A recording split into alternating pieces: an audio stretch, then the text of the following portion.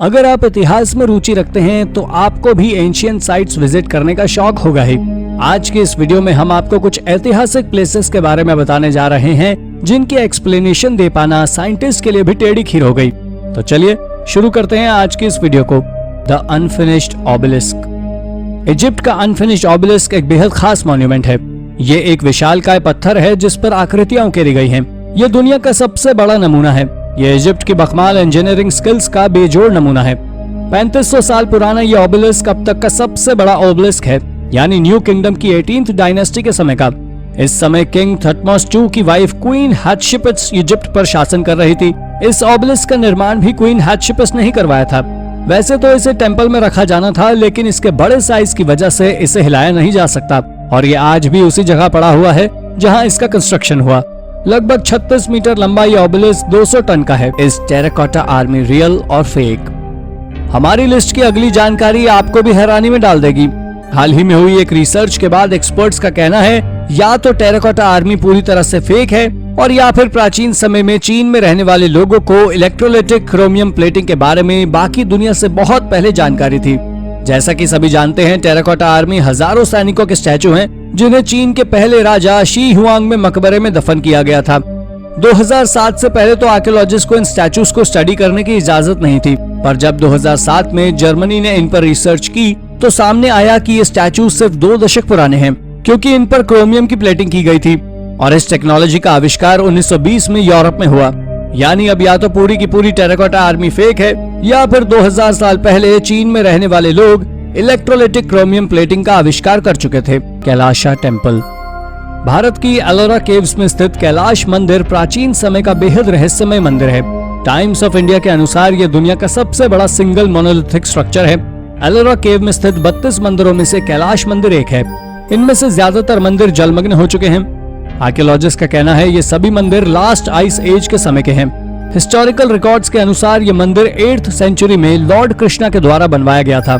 ऐसी मान्यता है कि एक रानी ने अपनी पति की तबीयत खराब होने पर भगवान शिव की आराधना की और उसके ठीक होने के बाद उसने भगवान शिव को ऑनर करने के लिए यह मंदिर बनवाया। आर्कियोलॉजिस्ट का कहना है इस मंदिर को बनाने में लगभग 100 सालों का समय लगना चाहिए, लेकिन हिस्टोरिकल रिकॉर्ड्स के अनुसार ये मंदिर महज 18 सालों में बन गया था। इंजीनियर्स भी हैरान हैं कि सालों पहले बिना किसी मॉडर्न टूल के इसे इतने कम समय में कैसे बनाया गया होगा। Screaming mummy. एक साधारण मम्मी को देखकर ही हम में से कई लोग डर जाते हैं, तो फिर स्क्रीमिंग मम्मी की तो कल्पना भी आपका दिल दहला देगी। कायरो में एक ऐसी मम्मी है जो चीखती हुई दिखाई पड़ती है। कहा जाता है कि ये प्रिंस पेंटा की बॉडी है जिसने 1155 BC में अपने ही पिता की हत्या करवा दी थी। जिस तरह उसके शरीर को दफन किया गया था उससे ये साफ था कि वो एक लोकप्रिय राजा नहीं था। उसका शव शीप बॉडी में लपेटा गया था और प्राचीन इजिप्शियन इसे अपवित्र मटेरियल मानते थे। यहाँ तक कि उसकी बॉडी को बिना किसी एम्बाल्मिंग फ्लूइड लगाए प्राकृतिक रूप से मम्मीफाई करने के लिए छोड़ दिया गया। अभी तक इस बात का पता नहीं लगाया जा सका है कि क्या उसकी मौत चिल्लाते हुए हुई थी या फिर ऐसा दर्शाया गया था कि वो चिल्ला रहा है। ग्रोबल मैन। डेनमार्क के मोस्ट गार्ड म्यूजियम में सबसे ज्यादा ध्यान आकर्षित करने वाला अवशेष ग्रोबल मैन है। ये मम्मी देखने में विचित्र है कि ये 2300 साल पुराना शव आज भी इसके खुद के स्किन, हेयर्स और यहाँ तक कि नाखून भी हैं। ऐसा माना जा रहा है कि चूंकि ये कॉर्प्स एक पीट बॉग में दफन थी और इसी वजह से इतनी अच्छी तरह प्रिजर्व्ड है। इसे सबसे पहले 1952 में खोजा गया। हालांकि जिन लोगों ने खुदाई कर इसे बाहर निकाला वो इसके महत्व को नहीं समझ पाए थे, बल्कि डर के भाग गए थे। वैसे तो डेनमार्क में हर साल बॉग्स के कई शव निकाले जाते हैं, लेकिन ग्रोबल मैन सबसे अच्छी तरह प्रिजर्व्ड और फेमस है। फिजिकल एविडेंस से पता चलता है कि इसकी मौत की वजह बलि थी। बरीड इन पॉट्स। वैसे तो आपने प्राचीन काल के अलग अलग बरियल मेथड्स के बारे में सुन रखा होगा, लेकिन ये सबसे अनोखा है। फ्रेंच आइलैंड के कॉर्सिका में आर्कियोलॉजिस्ट ने एक अजीब नेक्रोपोलिस खोज निकाला जिसमें 40 रहस्यमयी टूम हैं। इनमें से अधिकतर में बड़े बड़े पॉट्स में ह्यूमन रिमेन्स को रखा गया था। ये कब्रिस्तान आइलैंड के उत्तरी हिस्से में पाया गया है। पुरातत्वविदों के अनुसार ये अवशेष 3rd और 5th सेंचुरी के समय के हैं, जब रोमन साम्राज्य अपने पतन पर था। यहाँ अधिकतर लोगों को एम्फोरस में दफन किया गया है। प्राचीन समय में इन बर्तनों का प्रयोग ऑलिव ऑयल और वाइन रखने में किया जाता था। अजीब बात यह है कि वैज्ञानिक आज भी नहीं पता लगा पाए हैं कि यहाँ कौन लोग रहा करते थे। किसी भी एंशिएंट टेक्स्ट में यहाँ रहने वाले लोगों के बारे में जानकारी नहीं दी गई है।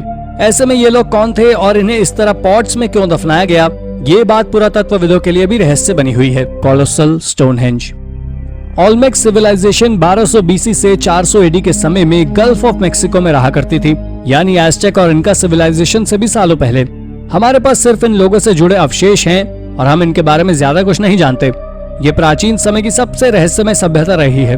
कोई ये तक नहीं जानता कि ये लोग कहां से आए और कहां चले गए।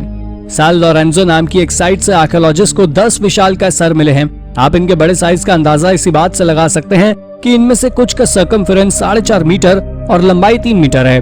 लेकिन आर्कियोलॉजिस्ट भी ये नहीं समझ पा रहे हैं कि इन लोगों ने सिर्फ हेड्स ही क्यों बनाए, पूरा शरीर क्यों नहीं।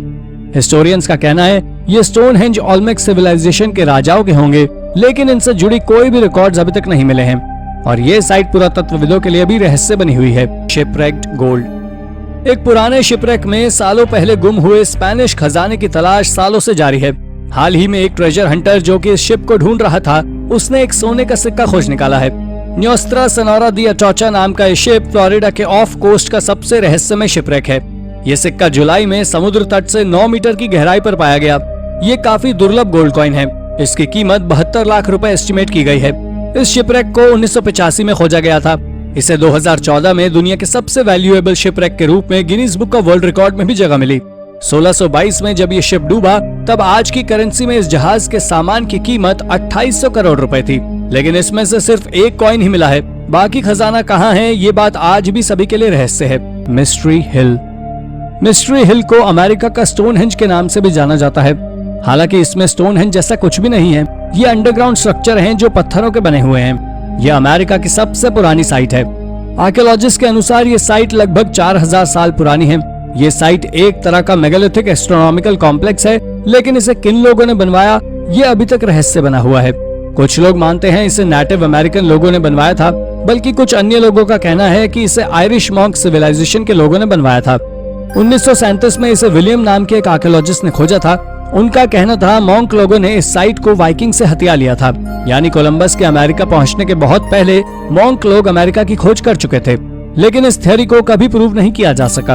एंशिएंट केव सिटी। क्रिमिया रीजन में एक छोटा सा मिडिवल टाउन है जिसका नाम एस्की कैरमन है। ये टाउन अपनी गुफाओं के लिए प्रसिद्ध है। ये सभी गुफाएं 6th सेंचुरी के समय की हैं। इस पूरे टाउन में 300 से भी अधिक गुफाएं हैं। ये गुफाएं उन लोगों में शायद शेल्टर्स हैं, घर के तौर पर बनाई हो, पर धीरे धीरे ये पूरा शहर ही गुफाओं का शहर बन गया। केव सिटी नाम से जाने वाले इस शहर में टेम्पल, चर्चेज और फ्रेस्कोस भी थे। 8th सेंचुरी में कासास लोगों ने इस जगह पर हमला किया, लेकिन फिर भी केव सिटी के लोगों ने उनका विरोध किया और अपनी जगह को वापस हासिल करने में सफल भी रहे। इसके बाद वो 13वीं सदी यानी मंगोलों के आने तक के लिए यहाँ रहे। Medieval sword pyramid. हाल ही में एक शौकिया ट्रेजर हंटर ने कुछ ऐसा खोज निकाला जिसे देखकर सभी हैरान हैं। पुरातत्वविद इसे स्वॉर्ड पिरामिड का नाम दे रहे हैं। ये कमाल का आर्टिफैक्ट सैटन ह्यू नाम की इंग्लैंड की सबसे फेमस आर्कियोलॉजिकल साइट से मिला है। हालांकि ये कोई रियल पिरामिड नहीं है, बस एक तरह की शील्ड है जिसका प्रयोग राजा महाराजा अपनी तलवार को रखने के लिए किया करते होंगे। ये आर्टिफैक्ट सोने और गार्नेट का बना हुआ है और सैटन ह्यू में पाए गए बाकी आर्टिफैक्ट से काफी ज्यादा मेल खाता है। बेसिकली ये एक लिड था जो देखने में पिरामिड जैसा लगता था, जिसे एक्सपेंसिव गार्नेट्स का यूज करके डेकोरेट किया गया था, जिसे जरूर श्रीलंका या फिर भारत से मंगवाया जाता था। ये इस बात का भी सबूत है कि सालों पहले भी एशिया और यूरोप के बीच में इंपोर्ट एक्सपोर्ट होता था। द इनका हुआका कॉम्प्लेक्स। पेरू के कस्को में स्थित द ग्रेटर कुएनको कॉम्प्लेक्स इनका सिविलाइजेशन के समय में पवित्र स्थल माना जाता था। ये साइट भले ही छोटी हो, पर इसमें पत्थर को कार्व करके बनाई गई कई कमाल के मॉन्यूमेंट्स हैं।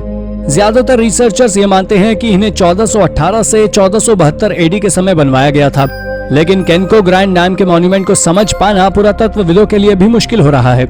इस साइट के सेंटर में एक गोलाकार क्षेत्र है जो चारों ओर से गुफाओं से घिरा हुआ है।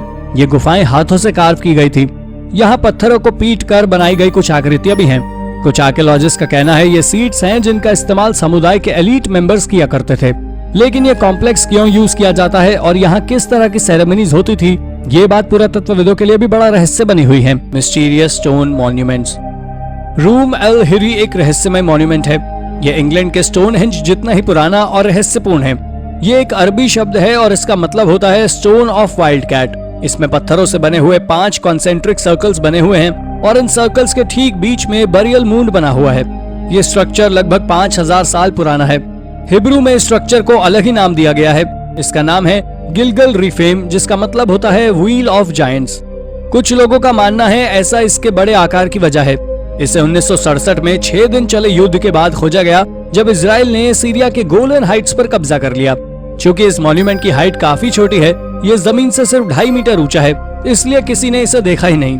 ये लगभग 20,000 वर्ग मीटर के एरिया में फैला हुआ है, लेकिन रिसर्चर्स आज भी ये नहीं पता लगा पा रहे हैं कि इस रहस्यमय दिखने वाली स्ट्रक्चर्स को क्यों यूज किया जाता था। Biblical earthquakes. हाल ही में यरूशलेम के आर्कियोलॉजिस्ट ने दावा किया कि 2800 साल पहले इजराइल में एक अर्थक्वेक आया था।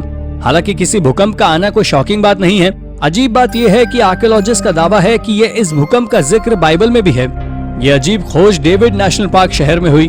आर्कियोलॉजिस्ट का कहना है कि यहाँ किसी हादसे में बर्तन तथा अन्य सामान टूट गया था। उनका यह भी कहना है कि इसी अर्थक्वेक में इस जगह की इमारतों के पत्थर भी गिरकर टूटे होंगे। इस अर्थक्वेक की डेट्स एमोस और ज़ेचारिया नाम की बुक्स में डिस्क्राइब किए गए भूकंप से मेल खाती है। तो क्या वाकई ये बाइबल में इसी भूकंप की बात की गई थी, या फिर ये महज एक कोइंसिडेंस है? आपको क्या लगता है? अपने विचार हमें कमेंट में जरूर बताएं। Ancient fruit. हाल ही में इजिप्ट में आर्कियोलॉजिस्ट ने सालों पुराने फल खोज निकाले हैं। ये फ्रूट स्टोनीज हेराक्लियन नामक जलमग्न शहर में पाए गए थे। इसी शहर में क्लियोपात्रा का प्रसिद्ध महल भी था। आर्कियोलॉजिस्ट को यहाँ से फलों से भरी हुई टोकरी मिली है और उनका कहना है कि ये फ्रूट्स 2400 साल पुराने हैं। ये शहर 331 बीसी से पहले, यानी अलेक्जेंडर के सिटी ऑफ अलेक्जेंड्रिया बसाने के पहले मेडिटेरेनियन में सबसे बड़ा बंदरगाह हुआ करता था। European institute of under water archaeology के रिसर्चर्स की टीम ने फ्रांस के आर्कियोलॉजिस्ट फ्रैंक गॉडियो के नेतृत्व में इसे खोजा। ये टीम सालों से इस जलमग्न शहर पर स्टडी कर रही थी। आर्कियोलॉजिस्ट का मानना है कि ये फ्रूट मृत लोगों के लिए थे और इस जगह को बरियल साइट के तौर पर इस्तेमाल किया जाता था। Ancient dagger. भारत के तमिलनाडु में रिसर्चर्स को पुराने समय का एक डैगर मिला है। आर्कियोलॉजिस्ट का कहना है ये डैगर किसी प्राचीन रहस्यमय सिविलाइजेशन का है जो लगभग 2500 साल पहले यहाँ रहती थी। ये डैगर आर्कियोलॉजिस्ट को कैंथगई नाम के गांव से मिला है। सालों बाद भी ये आज काफी अच्छी तरह प्रिजर्व्ड है। इसमें स्टील का ब्लेड लगा है जो लगभग 41 सेंटीमीटर लंबा है। इसमें लगा लकड़ी का हैंडल आज भी सही सलामत है। आर्कियोलॉजिस्ट का कहना है 3rd सेंचुरी बीसी से 3rd सेंचुरी एडी के बीच के समय में लोग इस हथियार का यूज किया करते थे। इस डैगर के अलावा पुरातत्वविदों को यहाँ से और भी अवशेष मिले हैं। इसके अलावा आर्कियोलॉजिस्ट को यहाँ से मिट्टी और ईंटों के बने घर भी मिले हैं। इसके अलावा इस रहस्यमय सिविलाइजेशन के लोग खेती भी किया करते थे, पर ये कौन थे इसके बारे में आर्कियोलॉजिस्ट कुछ नहीं जानते। Aztec tunnel. मेक्सिको के आर्कियोलॉजिस्ट ने हाल ही में एक बहुत ही कमाल की खोज की, लेकिन बाद में उन्हें इसे दोबारा कवर करने के लिए बाध्य किया गया।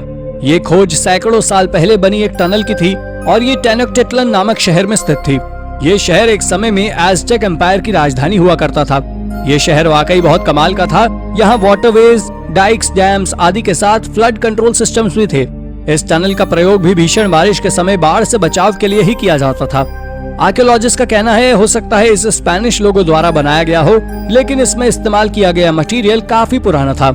इसकी दीवारों पर कई प्री हिस्पैनिक गिल्फ्स भी कार्व की गई थी, जैसे कि बारिश की बूंदे, पक्षी या फिर एज़टेक वॉशशील्ड। लेकिन अभी आर्कियोलॉजिस्ट के पास इतना पैसा नहीं है कि इस टनल का एक्सकेवेशन किया जा सके, इसीलिए इसे बंद कर दिया गया है ताकि ये महत्वपूर्ण अवशेष नष्ट न हो और भविष्य में इस पर रिसर्च करके पूरी जानकारी जुटाई जा सके। New Pompeii discovery. आपको पता ही होगा कि पोम्पेई माउंट वेसुवियस के इरुप्ट होने पर नष्ट हुआ था और इस पूरे शहर के ऊपर लावा की एक परत जम गई, जिसकी वजह से ही ये लगभग 2000 सालों तक सुरक्षित रहा। लेकिन हाल ही में हुई एक स्टडी में सामने आया कि माउंट वेसुवियस का इरप्शन एक बार में नहीं हुआ था, बल्कि हम अभी तक यही मानते आए हैं कि वेसुवियस का विस्फोट अचानक हुआ था और लोगों को जान बचाने का मौका ही नहीं मिला था। पर ऐसा नहीं था। 24 घंटों में लगातार कई बार विस्फोट हुआ। कुछ लोग अपनी जान बचाकर चले भी गए, पर अधिकतर लोग यहीं रुके रहे, क्योंकि हर विस्फोट के बाद उन्हें यही लगा था कि ये आखिरी है। डिमोनिलिक्स। 1891 में अमेरिका के जियोलॉजिस्ट डॉक्टर E.H. बार्बर ने नेब्रास्का में स्पाइरल शेप के रॉक स्ट्रक्चर को स्टडी किया, लेकिन सालों चली इस रिसर्च के बाद भी वो कोई कंक्लूजन नहीं निकाल सके। ये अजीब से दिखने वाले स्ट्रक्चर्स रेत और किसी व्हाइट मटेरियल के बने हैं, जिसके बारे में हम नहीं जानते। इसमें से हर पिलर के नीचे रोडेंट का मृत शरीर भी मिला है। इन्हें डिमोनिलिक्स नाम दिया गया है। ऐसा कहा जा रहा है कि ये शेप पॉलीकास्टस नाम के एक जीव ने बनाया है, जो लगभग 20 मिलियन वर्ष पहले ही विलुप्त हो चुका है। आप इस स्पीशीज की तुलना आज के समय के बीवर से कर सकते हैं। हालांकि ये थ्योरी के पक्ष में कोई सबूत नहीं है, लेकिन अभी के लिए साइंटिस्ट के पास कोई और एक्सप्लेनेशन भी नहीं है। Ancient Egyptian toe. वैसे तो हम आर्टिफिशियल लिम्ब्स को आधुनिक तकनीक मानते हैं, लेकिन क्या आपको पता है इजिप्ट में सालों पहले लोग नकली पैर बना चुके थे।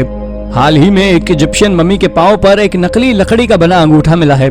पुरातत्वविदों का कहना है कि जिस महिला की ये मम्मी है उसकी मौत लगभग 3000 साल पहले हुई थी। एक्सपर्ट्स की रिसर्च के अनुसार कई बार रीफिट किया गया था और इसकी वजह शायद ये रही होगी कि ये नकली अंगूठा महिला के लिए कंफर्टेबल हो। ये महिला एक प्रीस्ट की बेटी थी, यानी ये मेडिकल ट्रीटमेंट आम जनता के लिए भी उपलब्ध था। ये दुनिया का सबसे पुराना प्रोस्थेटिक लिम्ब था। इस बात से आप अंदाजा लगा सकते हैं कि हमारे पूर्वज टेक्नोलॉजी के मामले में इतने भी पिछड़े नहीं थे जितना हम उन्हें समझते आए हैं। वेम्पायर इन वेनिस।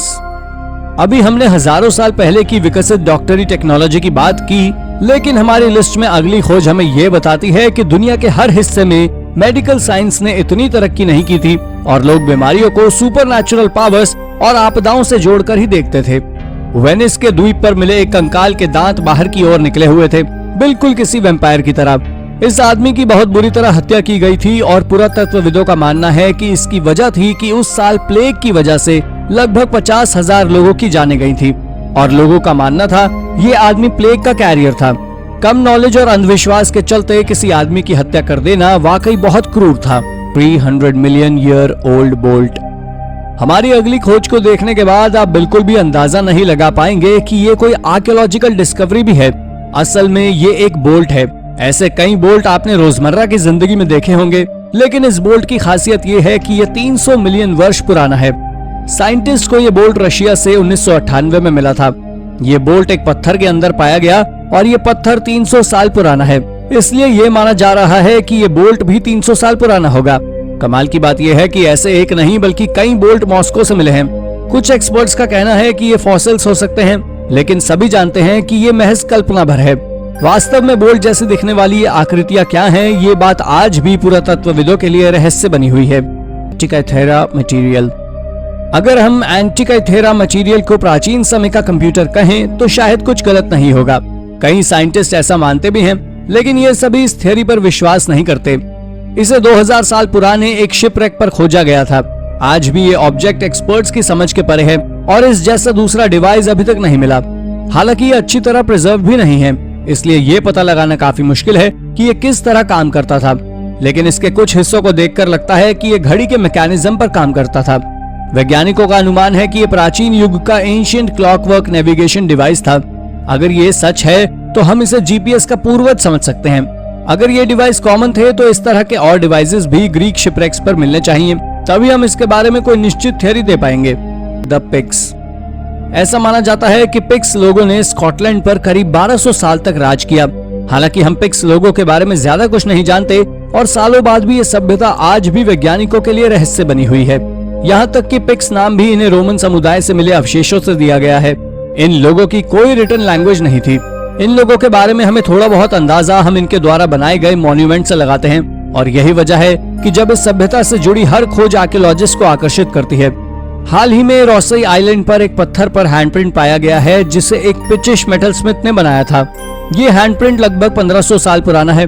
पुरातत्वविदाओं का कहना है कि ये आदमी शायद कॉपर मेटल से जुड़ा काम किया करता था और इसके आसपास बने इस एनविल और हर्थ से बने इस घर में रहा करता था। उसके हाथ के साथ उसके नीज के प्रिंट भी साइट पर पाए गए हैं। Monster painting of China. 2017 में चीन में आर्कियोलॉजिस्ट ने एक 1400 साल पुराने टूम्ब में बनी इस मॉन्स्टर आर्ट को खोजा था, लेकिन आज 4 साल बाद भी ये आर्ट पुरातत्वविदों के लिए एक रहस्य बनी हुई है। इस टूम्ब की दीवार पर नेकेड ह्यूमनॉइड पंखों वाले घोड़े के साथ साथ एक मॉन्स्टर का भी चित्र था। इस मॉन्स्टर के चित्र को देखकर ऐसा लगता है जैसे कि ब्लू फायर का बना हो।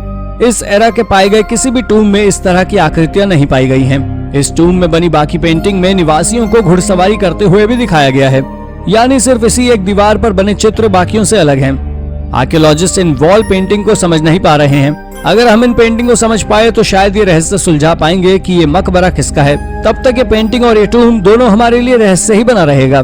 Stone labyrinth. कोई भी ये बात नहीं समझ पा रहा है कि उत्तरी रूस के छोटे से आइलैंड पर सालों पहले यहाँ रहने वाले लोगों ने स्टोन लैबिरिन्थ्स क्यों बनवाए। बोल्शोई ज़ैट्स्की आइलैंड पर बने इन लैबिरिन्थ्स को देखकर तो आपको ऐसा ही लगेगा जैसे आपको फिल्म देख रहे हो।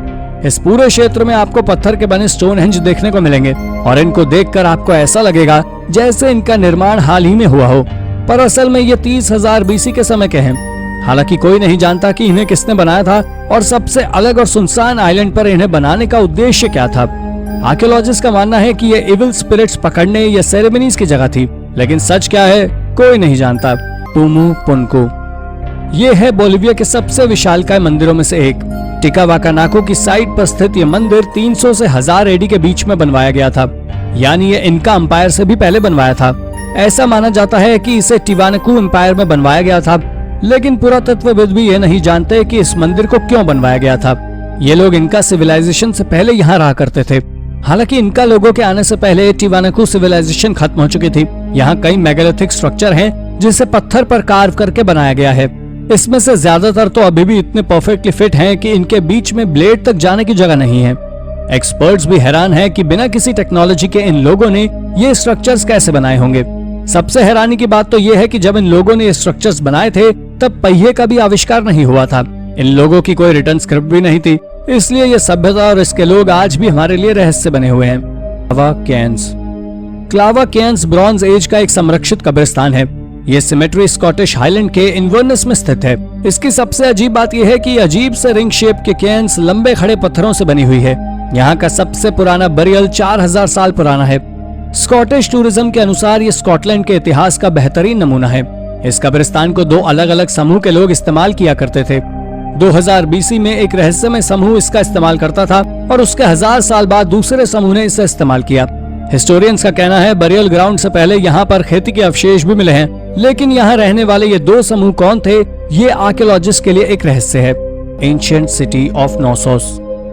आज के समय के ग्रीस में स्थित आइलैंड ऑफ क्रीट के ऐतिहासिक अवशेष आज भी सबको आश्चर्यचकित कर देते हैं। जी हाँ, हम बात कर रहे हैं मिनियोन्स की। ये जगह संपूर्ण यूरोप में पहला सेंट्रलाइज स्टेट है, यानी ग्रीस के बनने से बहुत पहले। यहाँ से मिले आर्टिफैक्ट्स और आर्टवर्क से पता चलता है कि मिनियोन्स लोग फीमेल डाइटी में मानते थे। यहाँ तक कि ये लोग महिलाओं और पुरुषों को एक समान मानते थे, जो कि प्राचीन विश्व में बहुत ही रेयर था। यहाँ से मिला सबसे पुराना आर्टिफैक्ट 3000 साल पुरानी एक रिंग है। इसके बारीक डिजाइन इतने बेहतरीन हैं कि शायद इन्हें कार्व करने के लिए मैग्नीफाइंग ग्लास की जरूरत पड़ी होगी। इस पर एक इंस्क्रिप्शन भी लिखा हुआ है, लेकिन स्कॉलर्स और रिसर्चर्स आज भी इसे डिकोड नहीं कर पाए हैं। जब तक इस इंस्क्रिप्शन को डिकोड नहीं कर लिया जाता तब तक ये रिंग किसकी है ये सभी के लिए एक रहस्य ही होगा। Easter Island glyphs. वैसे तो ईस्टर आइलैंड अपने विशालकाय स्टैचूज के लिए फेमस है, लेकिन 19वीं सदी में एक्सप्लोरर्स ने आर्टिफैक्ट्स का खजाना खोज निकाला है। इन आर्टिफैक्ट्स पर एक रहस्यमय भाषा में सिंबल्स थे जिन्हें आर्कियोलॉजिस्ट भी समझ नहीं पा रहे हैं। ये आर्टिफैक्ट्स ग्लिफ्स में स्क्रोल्ड हैं, जिन्हें कभी डिकोड नहीं किया जा सका। इन ग्लिफ्स को रोंगो कहा जाता है। इस तरह की राइटिंग्स 1864 में एक रोमन चर्च में मिली थी। ये कुल 26 वुडन टैबलेट्स थे जिन्हें ग्लिफ्स में रखा गया था। सैकड़ों साल पहले खोजे जाने के बाद भी इन्हें अब तक डिकोड नहीं किया जा सका है।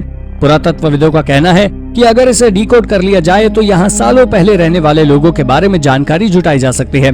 तब शायद हम ये भी पता लगा पाएंगे कि ये सभ्यता नष्ट कैसे हुई। Wari trophy sculls.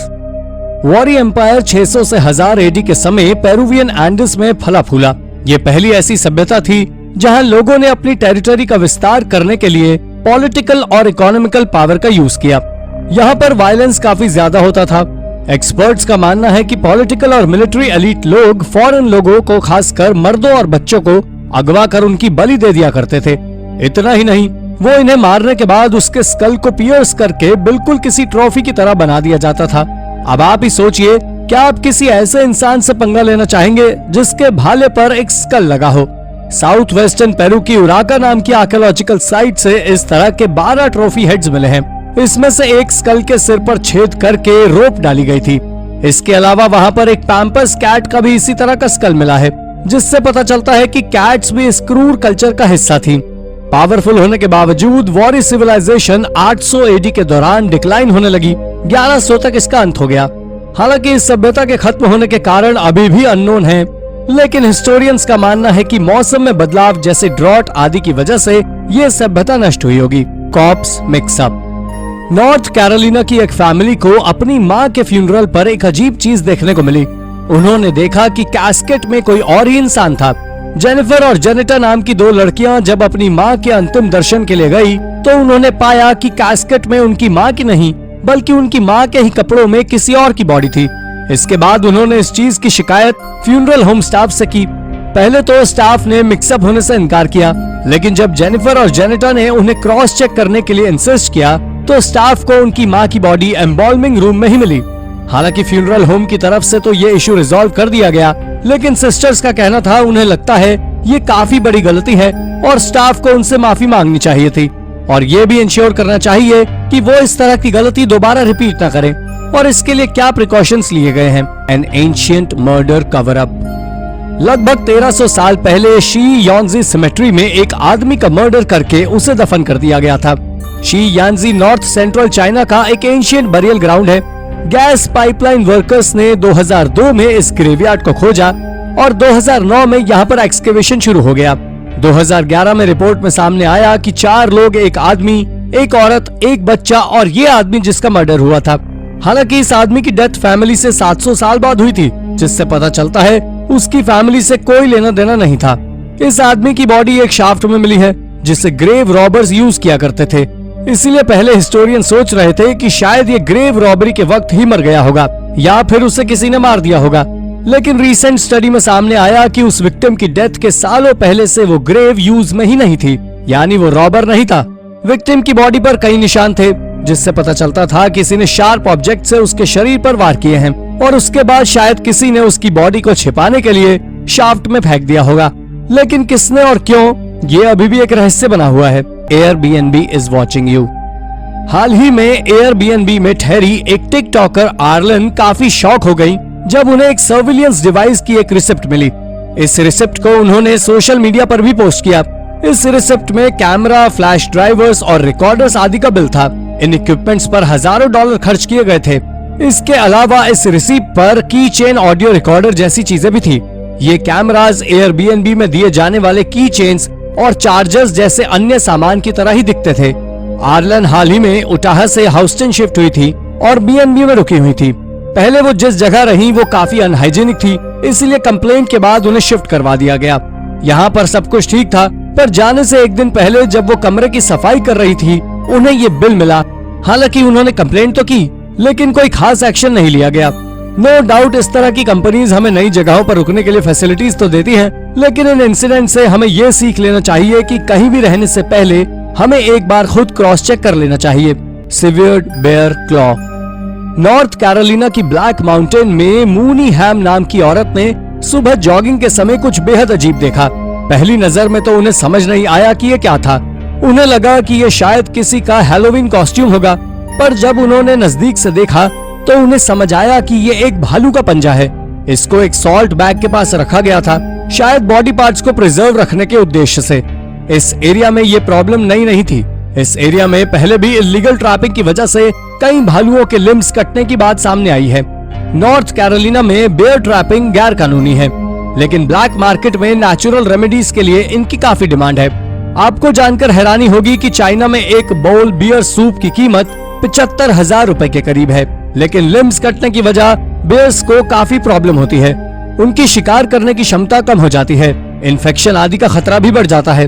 अपनी जरूरतों के लिए इन बेजुबान जानवरों को नुकसान पहुंचाना कहां तक सही है? अपने विचार हमें कमेंट करके जरूर बताएं। Alarming X-ray. इस साल की शुरुआत में मैसाचुसेट्स नाम के शहर में रहने वाले ब्रैडफोर्ड गॉशियर नाम के एक व्यक्ति को थ्रोट ड्राइनेस की शिकायत हुई। पहले तो उन्हें लगा कि शायद पिछली रात बर्फ हटाने की वजह से उन्हें ये शिकायत हुई है, पर जब उन्हें पानी निकलने में भी प्रॉब्लम होने लगी, उसके बाद उनका टेंशन बढ़ा जब उनकी फैमिली ने एक एयरपॉड मिसिंग पाया। उन्हें डर था कि कहीं ब्रैडफोर्ड ने एयरपॉड निगल तो नहीं लिया। जब चेस्ट में पेन बढ़ने पर उन्होंने एक्सरे करवाया तो उन्हें पता चला कि खोया हुआ एयरपॉड उनके एसोफेगस के निचले हिस्से में फंसा हुआ था और उन्हें इमरजेंसी एंडोस्कोपी करवानी पड़ी।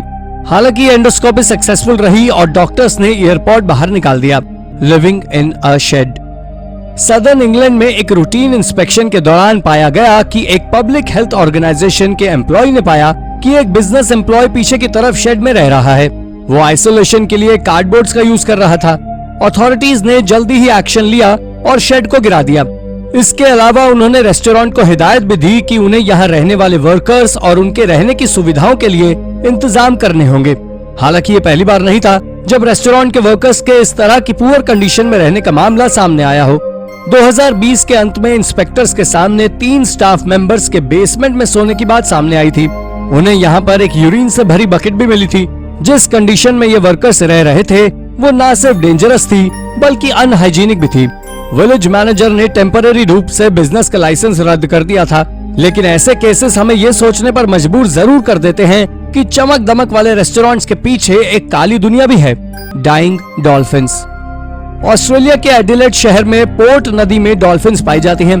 खास बात यह है कि ये बहुत कम डॉल्फिन स्पीशीज ही अर्बन एरियाज में पाई जाती हैं।